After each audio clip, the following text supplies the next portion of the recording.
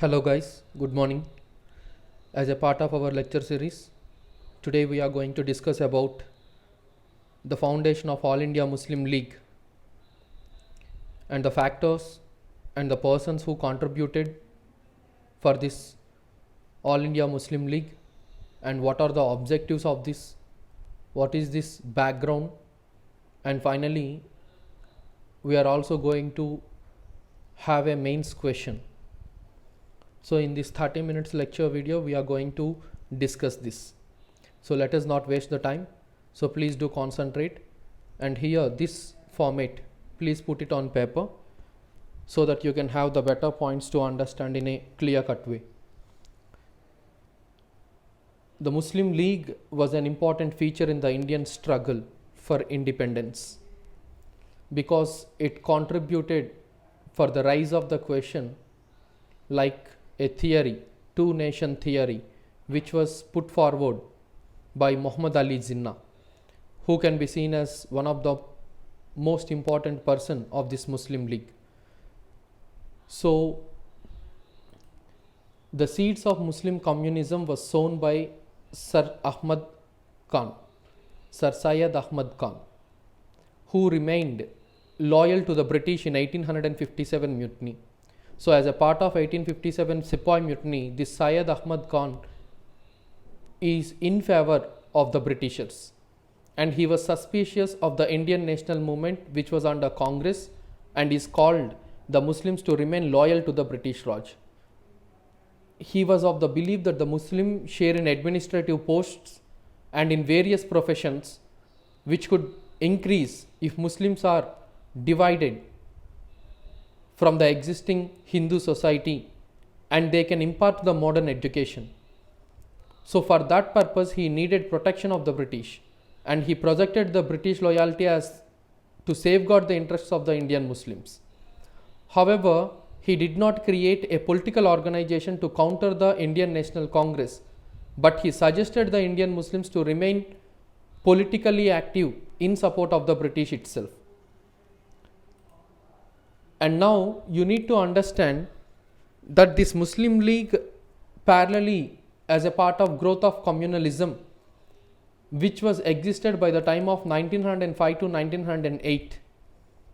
The modern political consciousness was late in developing among the Muslims, and as nationalism spread among the Hindus and Parsis of the lower middle class, it failed to grow equally rapid among the Muslims of the same class. So after the suppression of the 1857 revolt, the British officials had taken a particularly vindictive attitude towards the Muslims, who are hanging 27,000 Muslims in Delhi alone.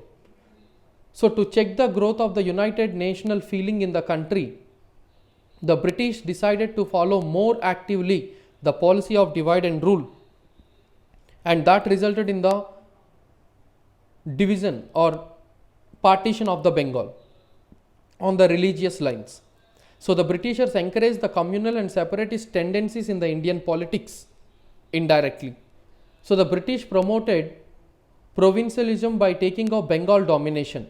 They tried to utilize the caste structure to turn the non-Brahmins against Brahmins and the lower castes against the higher castes.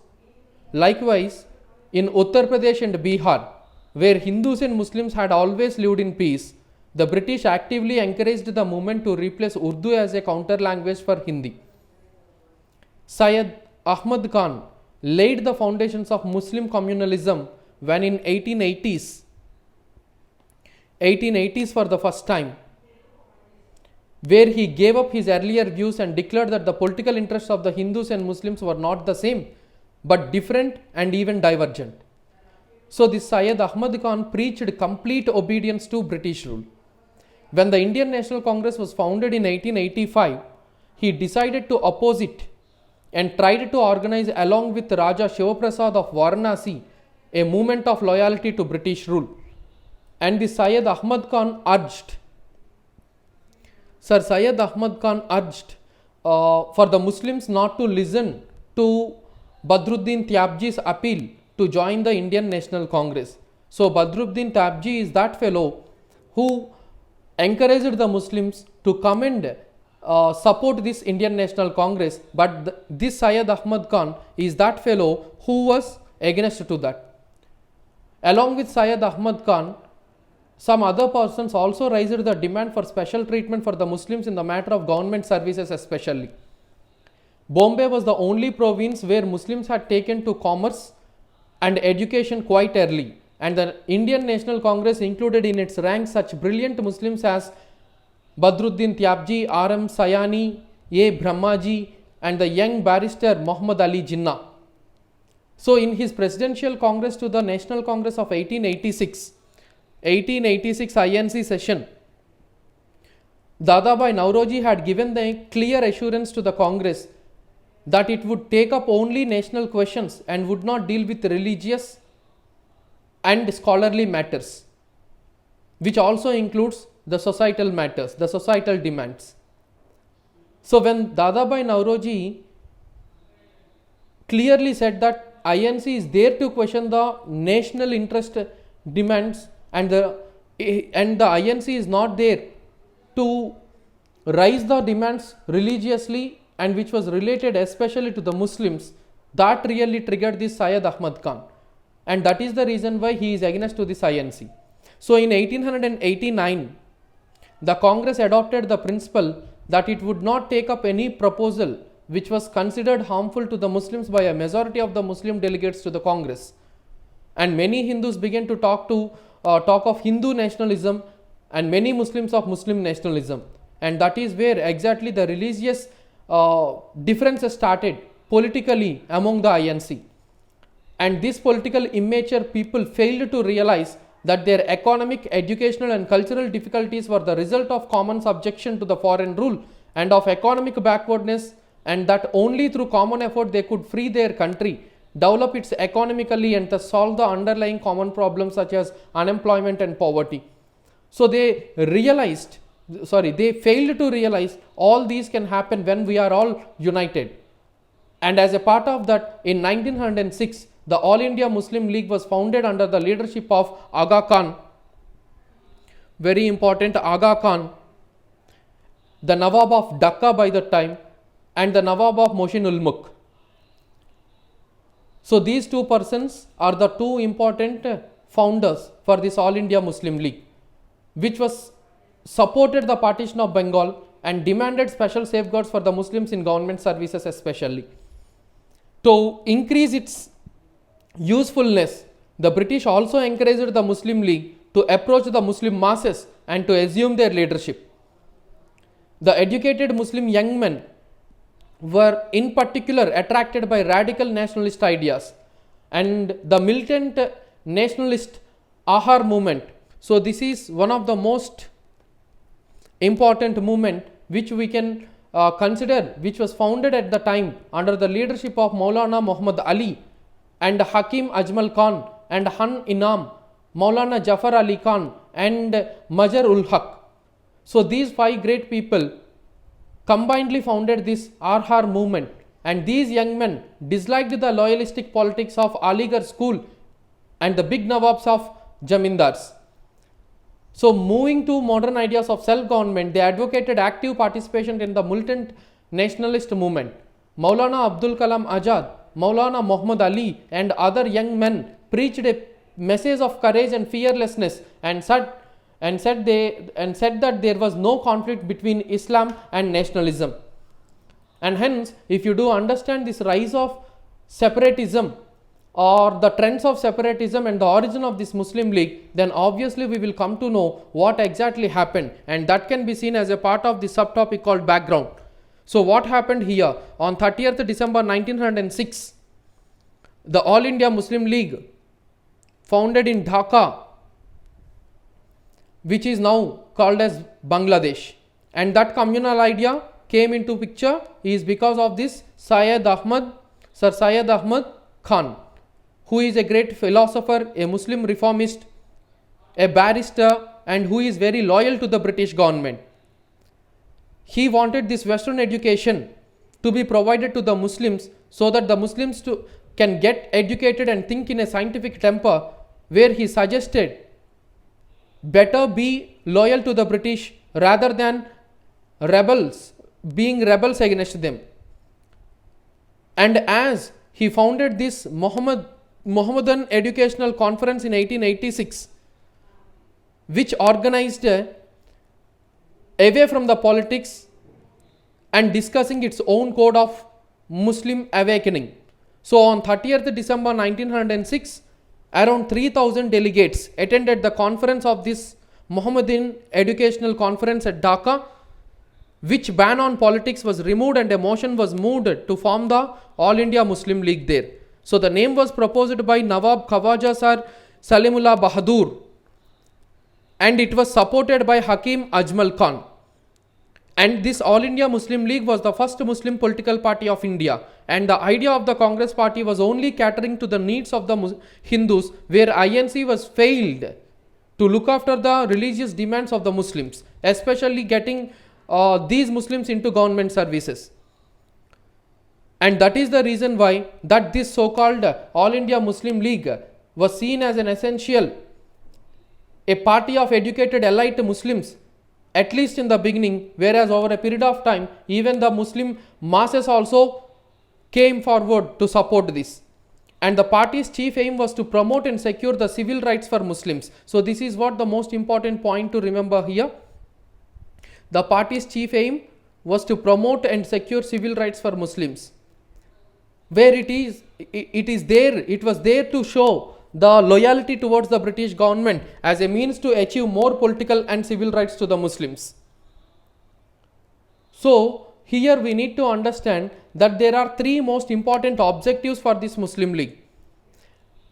So the three important objectives here, the first one, to create among Muslims the feelings of loyalty towards British government, to safeguard the political and civil rights of the Muslims and to convey the same to the government so that they can put before the British government, and when they are loyal to the British, they can look after that. And the third more important objective is to prevent the rise of prejudice against other communities of India among the Muslims. And hence, if you do understand this, there are some factors promoting the Muslim League as well. The factors are nothing but the British plan. The first one is your British plan, dividing India on communal lines to separate with a separate attitude in Indian politics. For example, separate electorate was given to these Muslims, which played a caste politics between non-Brahmins and Brahmins as well. Likewise, the second factor is lack of education. Lack of education. Muslims were isolated from Western and technical education, and that was highlighted by the Britishers, which was also supported by the great leaders of this All India Muslim League. And likewise, there was another factor called loss of sovereignty. So almost Muslims lost their sovereign powers, which was under the Mughals. So 1857 revolt makes British to think that the Muslims are dangerous to their colonial policy, as they were established their rule after dethroning the Mughal rule. Again, because of this 1857 revolt, which united Hindus and Muslims, British saw that as a threat to the colonial establishment, and hence that factor also promoted to form this Muslim League over a period of time by the time of 1906. And likewise, the next important factor was expression of religious color. Expression of religious color. So most of the historians and radical nationalists glorified India's one side of our composite culture.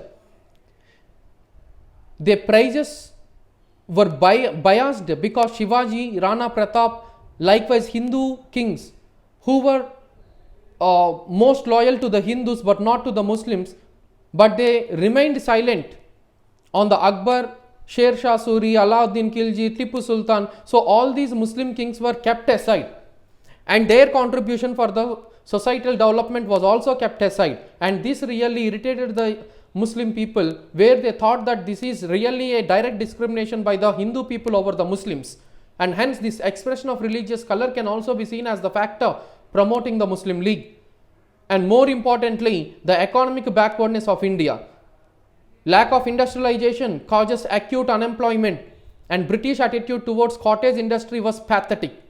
The rural industry was totally damaged and the people are exploiting by the Britishers, and Muslims are also one among them, and hence that also really triggered the Muslims to form their own political agenda by forming this Muslim League. And hence the British plan, lack of education among the Muslims, loss of sovereignty by the Muslims, expression of religious color, where the Muslim great leaders who contributed to the societal development was kept aside, and the economic backwardness of India. So all these factors promoted the Muslim League to form, and hence the objectives for the formation of the League can be seen like this: to promote the loyalty of the Indian Muslims towards the British government, to protect the political and civil rights of the Indian Muslims, and to place their needs and aspirations before the British government, and to overcome on the feelings of hostility among the Muslims toward the communities.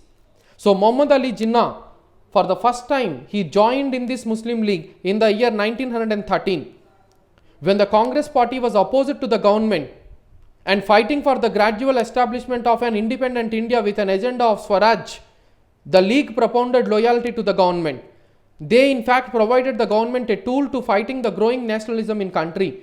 So by the time of 1912, 13, 14, 15, 16, 17 and 18, let me say from 1913 to 1918, the Indian National Congress realized on both the sides, both moderates and extremists, realized that their major agenda was to get self-rule, that their main focus of target is to get India independence. But why it was lacked in the sense, it is only because of this Muslim League which was formed by that time, who showed a loyal support to the Britishers.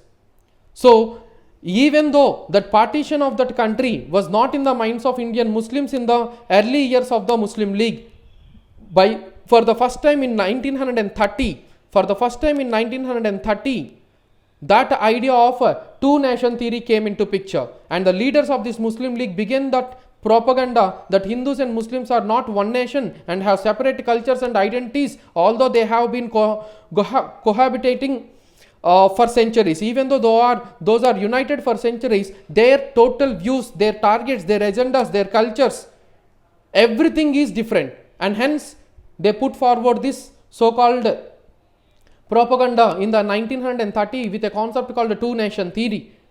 And as a part of that, in 1940, Muhammad Ali Jinnah, the father of Pakistan, stupid fellow, gave a speech in Lahore in which he talked of the impossibility of the living as one nation.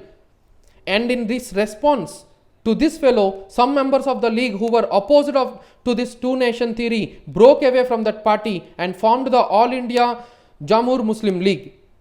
So All India Jamur Muslim League later merged with Congress party. So that is how even the split in All India Muslim League can also be seen because of this two-nation theory. And in 1937, the Muslim League was not able to form the government in the provinces, as the provincial direct elections were started as a part of your 1935 Government of India Act. So according to this act, at the provinces direct elections were introduced, and there the Muslim League was failed to form the government. So try to understand here, by the time of 1939, Congress ministers resigned following the Viceroy's declaration that they made India as a party for the Second World War. But the League urged Muslims to celebrate December 22nd as Deliverance Day. So that is how this All India Muslim League contributed and showed loyalty to the Britishers. Parallelly, on the other side, because of this Muslim League itself, that this so-called Indian independence was a bit lag, which was dragged till 1947. And hence, you need to understand that this league was finally under Muhammad Ali Jinnah started a campaign for Pakistan throughout the 1940s and was successful in its mission of dividing the country. And as a part of that, 1947 Indian Independence Act came into picture, where it continues to exist in various forms of political parties in the Pakistan, Bangladesh and India. And in India, the Indian Union Muslim League functions as a political party with its base in Kerala, and ironically aligns itself with the Congress party over a period of time. And hence, this rise of separatist trends and origin of Muslim League, you need to remember all the points as a whole. So try to understand this. And this is all about your Muslim League, which was formed on December 30, 1906 under the leadership of Aga Khan, the Nawab of Dhaka and the Nawab of Mohsin Mulk, to safeguard the rights of Indian Muslims. So what is the objective there? To safeguard the rights of Indian Muslims. And here in this lecture we have already discussed the factors that promotes the Muslim League, like the British plan, lack of education, loss of sovereignty by the Muslims, expression of religious color, economic backwardness of India. So in that context, there was a question for our mains where we need to take a point, and that question is examine the main aspects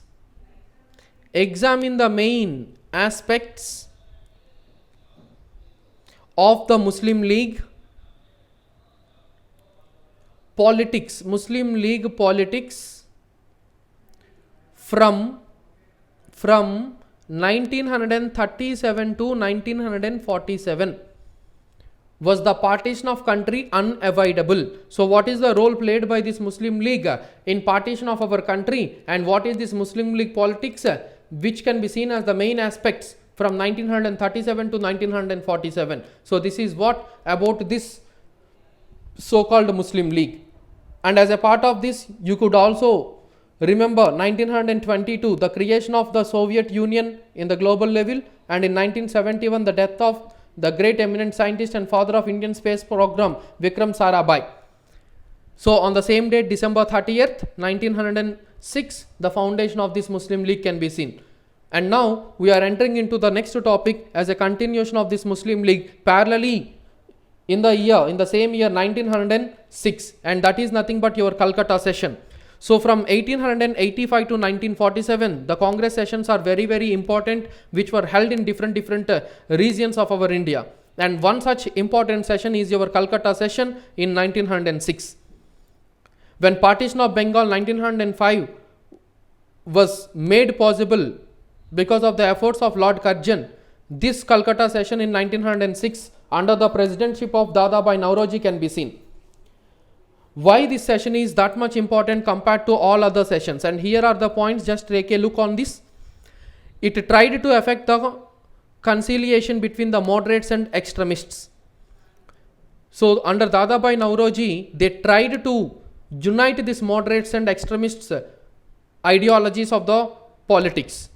Dadabhai Naoroji formed a remarkable departure from the conventional type of Congress address. So it is not a regular type of Congress session, because Dadabhai Naoroji sponsored a new program for the Congress which had so far been advocated by the extremists. So Dadabhai Naoroji came up with an idea where that idea is supporting the extremists. So for the first time, Congress session was declared as the aim of the Congress. So for the first time as a whole, for both moderates and extremists, a unique aim was set up. And in the words of Dadabhai Naoroji, the president of this INC in this Calcutta session, we want self-government. So Calcutta session is talking about the agenda of this Congress, Indian National Congress as a whole. What is that? We want self-government, like the same of United Kingdom or the other dominions under the UK. And as a part of that, and against to this 1905 partition of Bengal, Swadeshi and the boycott were accorded. So Swadeshi and boycott were fully supported by the INC, where for the first time INC was against to the British. Previously it was very loyal to the British, but because of this Calcutta session with an agenda of self-government, for the first time they were against to the British, where Swadeshi and boycott was supported.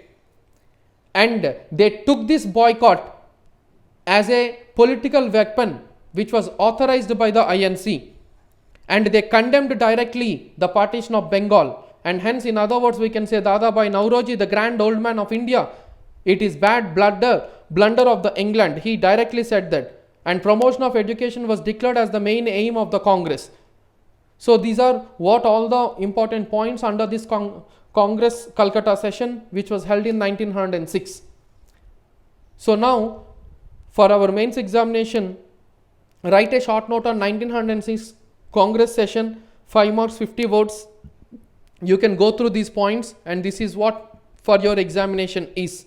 So here please do understand, the Congress was compelled by the extremists to adopt. So what, even though Dadabhai Naoroji came up with an idea which is in support of the extremists, on other hand, what the extremists are demanding? The extremists are demanding the resolution on partition of Bengal, resolution of self-government Swaraj, resolution of Swadeshi, resolution on boycott. So all these were accepted for the first time by INC, which is against to the British, by not showing their loyalty towards the British for the first time in 1906 Calcutta session. And for that, the leader is Dadabhai Naoroji, the grand old man of India, who was respected by the moderates and extremists on both the ways. And that is the reason why, for a change, the moderates even started to think like extremists. And try to understand here, Swaraj is my birthright and I will have it, is the statement given by this fellow Balagangadhar Tilak, who was the great leader from the extremist side. And hence, as a part of that itself, you can see this 1907 Surat session, also called the split in Congress. So what happened there in the sense, Gopal Krishna Gokhale, who is that fellow, the political guru of your Gandhi over a period of time. So Gopal Krishna Gokhale is a Brahmin from Maharashtra, and he was actively participating in the political aspects and can be seen as a member of this INC who belongs to this moderates version. So the moderates, because of the step taken by the Britishers as a part of partition of Bengal, really hurt, and they started to go against the Britishers. But the Congress session started with an objection made by the extremists to the duly elected president of that year. So the extremist fellows, all of a sudden, they started to demand to make this extremist fellows as the leader of the INC. But it was not taken into consideration, and hence there was a conflict between the moderates and extremists. So Raj Bihari Bose was demanded to become the president of that session, or Balagangadhar Tilak want to become the president of that session.